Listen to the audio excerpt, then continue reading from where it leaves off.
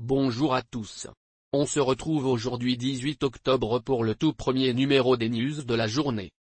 Un résumé de l'actualité du jour en quelques minutes pour se mettre à jour sur les sujets importants.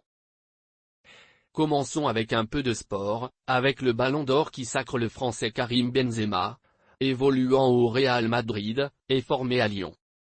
Sadio Mané, tout nouveau joueur du Bayern de Munich, termine à la deuxième place. Le Belge, Kevin De Bruyne, complète quant à lui le podium. À noter que l'Espagnol Alexia Putellas remporte le trophée pour la deuxième année consécutive. Lola, adolescente de 12 ans assassinée et retrouvée dans une malle. Le corps de Lola, 12 ans, a été retrouvé dans une malle en plastique il y a 3 jours. Une jeune femme de 24 ans, principale suspecte dans l'affaire, et un homme de 43 ans ont été arrêtés. Ils ont été mis en examen le lundi 17 octobre. La mère de l'adolescente avait signalé sa disparition au commissariat depuis vendredi 14 octobre.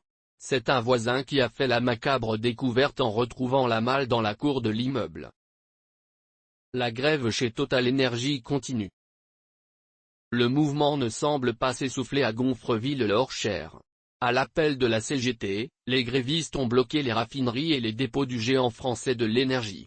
La principale demande des salariés du groupe est une augmentation significative des salaires. La situation ne paraît pas s'améliorer. Le gouvernement précise qu'il utilisera le principe de réquisition si la situation ne s'améliore pas. Mobilisation interprofessionnelle en France.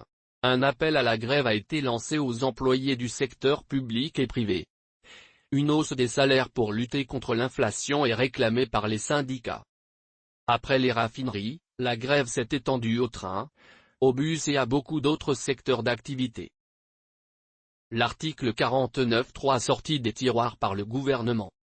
Article de la Constitution, le 49.3 donne à l'exécutif le pouvoir de faire adopter une loi sans le vote de l'Assemblée nationale. Le seul moyen de contrer l'article 49.3 est qu'une motion de censure soit adoptée.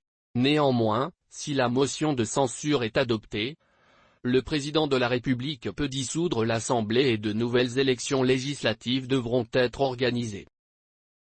Le gouvernement souhaite utiliser l'article 49.3 pour permettre l'adoption de son projet de loi de finances pour l'année 2023.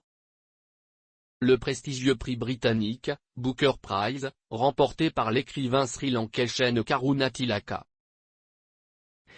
Lundi soir, le prestigieux Booker Prize a été remis au Sri-Lankais Sheena Karunatilaka. Pour son livre The Seven Moons of Mali al-Medak.